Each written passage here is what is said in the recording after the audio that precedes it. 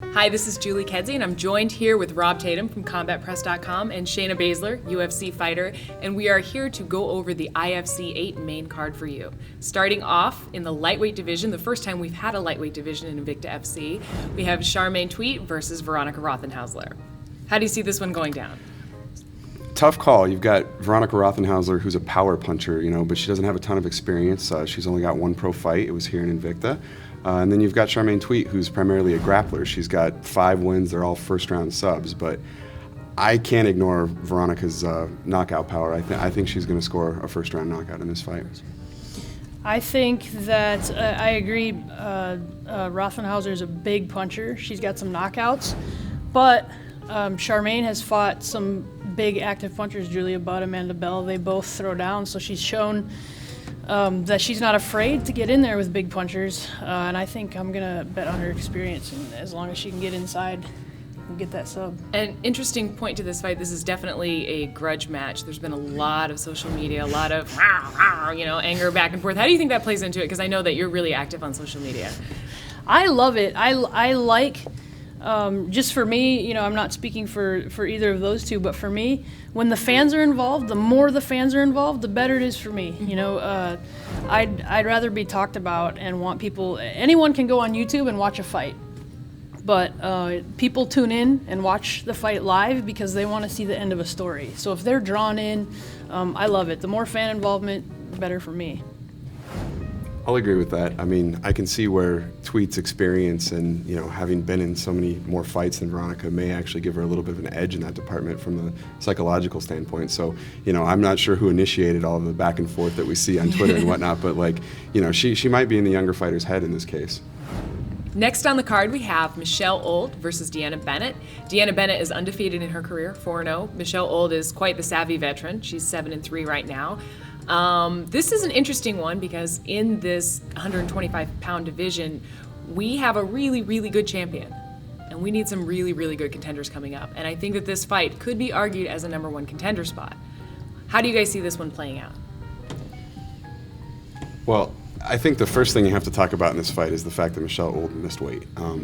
She hasn't fought in 2 years. It's kind of unclear how serious is she taking this fight. And, I know she's experienced veteran. She's won some tough fights, but that has to play into her psyche heading into this fight. And then you've got Deana Bennett, who's, upcoming fighter. She's got some big wins already, even though she's only 4-0. I mean, she's beaten Colleen Snyder. She's beaten tough winner Juliana Pena. I mean, those are some big fights that she's already had after only four pro fights. So I see Bennett, the weight cut certainly plays a factor in my pick in this one, but I think Deana Bennett takes this fight. Michelle Old is a really, as far as a skilled fighter, she's really hit or miss. When she's on, and when she's off, she's off. She has some really strong wins and then some losses against girls that, it doesn't compute sometimes. And I think the thing to remember about Deana Bennett that's going to be key in this fight is that she has wins against Colleen and Pena. She has a decision win against Pena. And the thing about that is that Juliana Pena fights at a high pace the whole fight. So to be more active and able to win a decision against someone like Juliana Pena, it's gonna be tough. Michelle's gonna have to be active and in a controlling position the whole time because that's the way she can fight hard for the length of the fight. So it's going to be interesting to see about the layoff and the weight cut. I think, again, the key factor being that Michelle didn't make weight. So how serious was she taking it? What's going to be going into the fight? I'm going to question her conditioning because she didn't make weight and just put Deana Bennett as the winner. And I think you bring up a good point on conditioning there. Deana Bennett also trains out of a Pit Elevated out in Orem, Utah, and that's, another thing. She probably already had a cardio edge going into this fight, and then you add in the issues that Michelle had on the scales, and I think it really tips the scales in her favor in this fight. Next on the card, we have the end of the trilogy. This fight makes me excited. I really wanted to put this one together. We have Roxanne Modafferi versus LaRosa. And, these two have been competing against each other for a while, and they've also been very, very close friends for a while. Their first fight was in 2006, which Tara won, and then in 2010, Roxanne won. And that was actually the last win that Roxanne has had in her past 7 fights. So, it's kind of an interesting situation here. Both of them are coming off of pretty significant skids in their careers. But both of them wanted to fight each other again. They wanted to fight at this particular weight class, even though Roxanne was fighting up at 135 in the UFC, and Tara competed at 135 when she fought in Japan just recently. How do you see this one playing out? Because this is a fun one to me. This is, for those that don't follow the history of the sport, this is one of the most important, matchups in the sport's history. I mean, along with the two women at the table with me here, I mean, you could make a Mount Rushmore of women's MMA with those two names and you two. And, just their first two fights their first two fights were great. I mean, they were back and forth battles. I mean, both these fighters are great grapplers. They're both gritty. I think that you've got two veterans that just want to go out there and put on a show for the fans. I mean, Roxanne may be on a lengthy winning streak or losing streak, but she's still, been competitive in most of those fights. She still goes out there and gives it her all. And, Tara, this is her first losing streak in her career. That's just something in itself. For someone that's been competing for over a decade, to never lose two fights in a row until now is just unbelievable to me. And I think this is going to be the fight of the night. I predicted that in our preview, and I think that, everyone in the arena is going to go home happy when this fight's over. And I think LaRosa is going to eke out a decision this time. This one is pretty tough for me. I'm really close. I mean, if I have two oldest friends in the sport, it's these two. And then, of course, I lived with Roxy in the house and got to know her. I can tell you that being close enough friends with Tara, we've had the old vet discussion where we realize the number of fights that we've had outnumber the fights we're going to have. None of us are claiming to want to retire or anything. We're just realistic about where we are. So I know that every fight that Tara does, she knows this is leaving my stamp on it. I'm not saying she wants to, again, but that thought is always in your mind. And I know she will have her heart on her sleeve in this fight. And the thing about Roxanne is that's the way she normally fights. She always puts her heart on the line. She's always fighting hard. I predict this is fight of the night as well. I actually have been really impressed with Roxanne's improvements. I think you can flip a coin and have someone different each time. But as much as it half breaks my heart and makes me smile, I think Rox can pull a decision all the time. So we're divided on this one. That's interesting. Both of these women have changed camps. Both these fighters have changed camps in their careers pretty late into their careers. Do you think that's going to be a big factor into this, or will they revert back into the old grappling, judo, style that they had? I think, like Shayna said, you can see from their more recent fights that the changes that they've made. Roxanne being out in Vegas instead of in Japan, you've seen some improvements in her stand-up. I mean, she still lost the fight against Pennington on the tough finale, but you could tell that she was more comfortable on her feet in that fight. And, Tara didn't look so great against Vanessa Porto in her Invicta debut, but I thought she looked pretty good against Rinda Kai in Japan. I mean, she arguably won that fight, and, being down at Jackson's, even though she's been around for so long, she's clearly still learning and still evolving as a fighter. And I think I think this will be the best of their three fights. I don't think you can look at Tara's fight against Porto as an example of her, because she had such great fights and then had that terrible fight and really didn't look that bad against Sarah Morris to get in the house, and won against Rinda Kai. I mean, I think that's that was just everybody's going to have those when you fight for, God, she's been fighting forever. She's older than the sport. She's going to laugh at that. But so I don't think you can take that Vanessa Porto fight and put that as like that proves it, she's done, because she's looked great since. So I'm not going to be surprised whoever's hand is raised. It's going to be a slobber knocker. They're going to put, you probably, if you pan to the audience, they're going to see me in tears no matter what, because the vets, getting down at it. So I like to make fights that make you cry. I knew that was your goal. Awesome. Next on the card, we have Tonya Avenger versus Adrian Gomez. And actually, this one, to me, this is my sleeper fight of the night. I have this one as being the fight of the night to you guys. And my reason for that is I think that when Tonya Avenger is on, she is on. Her fight against Sarah D'Elia was good. And Adrian Gomez is probably one of the most terrifying women that we have in the entire league. She's amazing when she's on. She is so tough, so rough. She gets at it. She punches very, very hard. She goes for the kill in grappling. She's very exciting. And with all that being said, she was challenging Cris Cyborg for the 145-pound title before this fight. When she caught wind that Cris Cyborg wanted to drop to 135, she said, well, to hell with that, I'm dropping to 135 too. And she called out for this fight. She said, I want to fight on Invicta 8, and I want to fight at 135 pounds, which, as a matchmaker, it's fun to see. That's fun to see somebody chasing it that hard. How do you guys see this one playing out? This is a tough call. Again, we have another case where a fighter missed weight. Tonya Avenger came in a little heavy in this, and that concerns me. She's, like you said, when she's on, she's on. I mean, she looked great at her last fight against Sarah D'Ailio, and then, she wrestled in college. She's got a really good skill set, especially against someone like Gomez, who's primarily a grappler. Like, she has the ability to stifle that attack, but like you said, terrifying is a good word to describe Deana Gomez. I mean, she's just a bull. Like, she didn't care that she was so much shorter than Yamanaka. She doesn't care if her opponent's, a boxer or whatever. She just barrels in there and just takes women down and submits them. I mean, she was scary at 145. I can't even imagine how scary she's going to be in the cage on Saturday night. So I've got her taking this. Tanya's had some issues with submission defense in the past, and I think that Gomez is going to exploit that on Saturday night.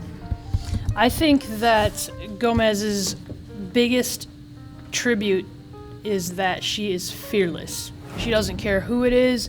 If you told her she had to fight Cain Velasquez tonight in order to get the fight with Cyborg, she would do it. And she would. That's not an exaggeration. She's crazy about that goal. So that in mind, Tonya Avenger, she's scrappy, and when she's on, she's on. And for people that don't know, she's freakishly strong. She doesn't look, she's not someone you look at as like really physically imposing, but she is weirdly strong. I've grappled her grip strength, it's crazy. So she has that, but I think what comes down to is that Avenger missed weight, but then didn't even consider taking the 2 hours to cut what would have been a pound. I don't think she cares as much as Gomez does. Gomez has Cyborg in her sights. What, Cyborg's dropping? I am too then. It wasn't, oh great, I can be the best 145er. Right. That would have been a road for someone to take. And who would have complained? No one. She dropped to 35. Is chasing after Cyborg. She has a goal. She's fearless. I think when it comes down to that moment in the fight where your will's decided, she's got more will right now. Sure. And interesting enough, when we see them standing next to each other, Tonya definitely has the length and the reach on her. Mm-hmm. And Tonya has a hella hard overhand right. I'm going to attest to that. I've been hit with it before. But also, Adrian Gomes has a hella hard right hand, and you can see it on people's faces. So I actually see this one going to the ground. I don't know about you guys, but I think that Tanya's probably going to throw that overhand, and then she's just going to try to get to the ground. And I think Gomes is going to definitely jump on that opportunity.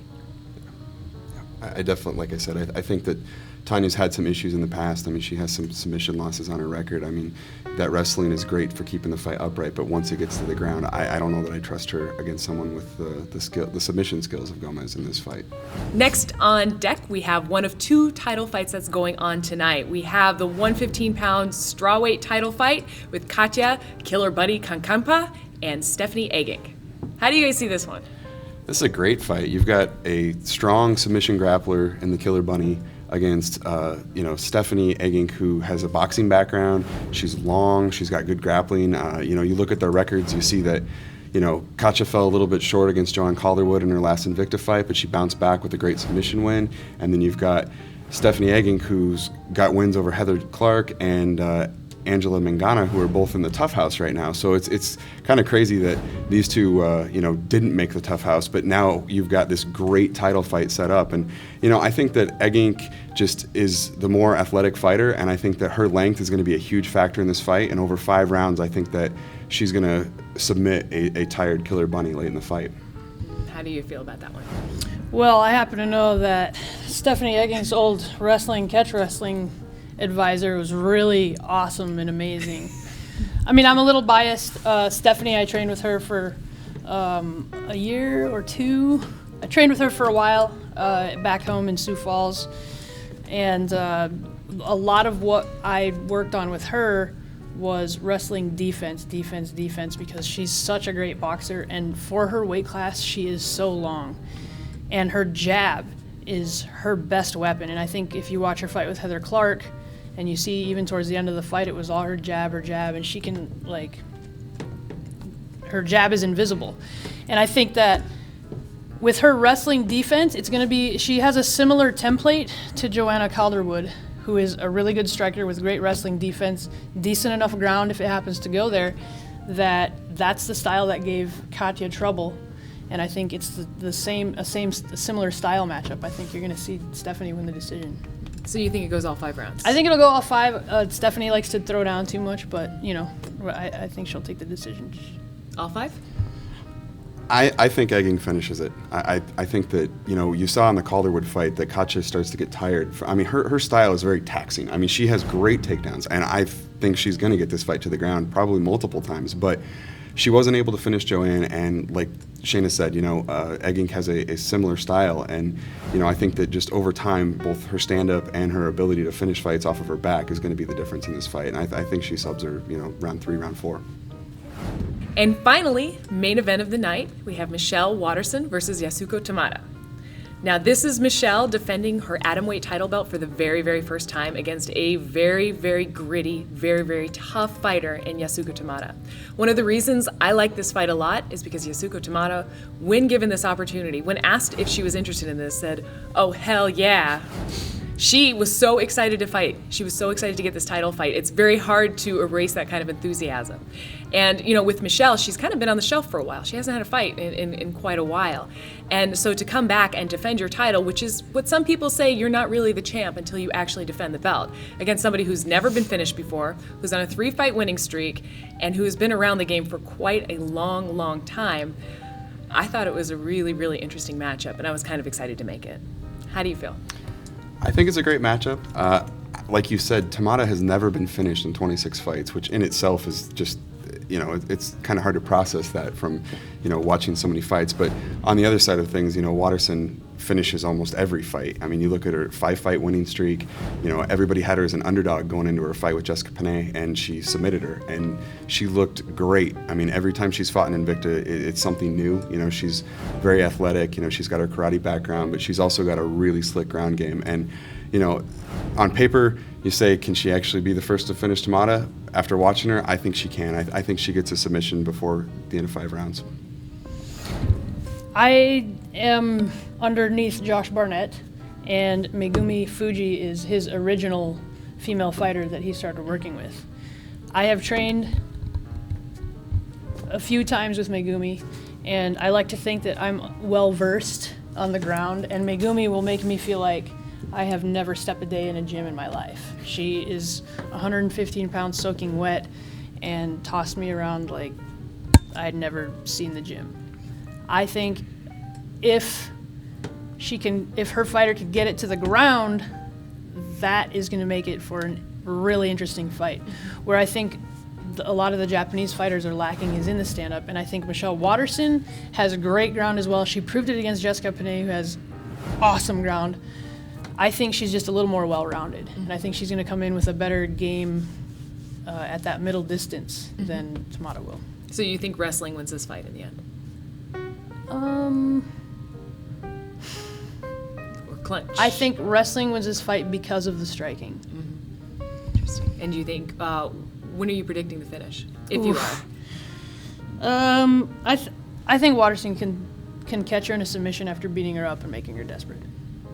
Yeah, that's kind of how I see it playing out too. Is I think Waterson's striking is so much better than Tamada's, and she's faced, you know, it's not that Tamada hasn't faced tough competition in Japan, but this is her first fight in the U.S. and she hasn't quite faced the same level of competition. You know, she has a couple of losses to Sugiyama, who Jessica Penne beat to get the Invicta belt, and you know, she just hasn't faced the level of athleticism that Waterson brings in, and I think that her striking is going to, you know, like she said, set up the finish basically. She's going to set up a submission.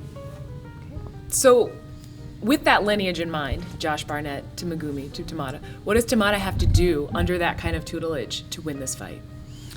I think it's pretty clear that she needs to get inside and take Waterson down.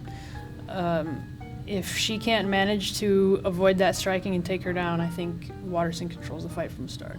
What do you think she needs to do? Tamata, I mean, she's a grinder. I mean, if she wants to win this fight, she's got to put Waterson on her back, and she's got to avoid her guard, and she's just got to kind of beat her up and hold her down. And not a lot of people have been able to do that to Michelle, and that's one of the reasons why I think she wins this fight. But if Tamata can grind on her and tire her out, maybe in those later rounds, maybe the fight swings toward Tamata's way. And if Tamata wins it, I think it has to be on the scorecards. Well, thank you very much. I have Rob Tatum from CombatPress.com, Shayna Baszler, UFC fighter, veteran of the sport. Tune in to Invicta FC 8 on UFC Fight Pass, main card time. Saturday, September 6th, live on UFC Fight Pass, Atomweight champion Michelle Waterson returns to the Invicta cage to defend her belt against Japanese standout Yasuko Tamada. The karate hottie last defeated Jessica Penne in an electrifying fight of the year to seize the throne.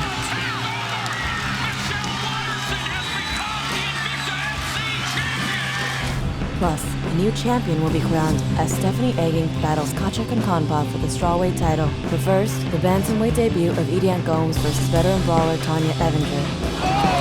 And a rematch between MMA pioneers Roxanne Modafferi and LaRosa. Invicta FC 8, Saturday, September 6th, only on UFC Fight Pass.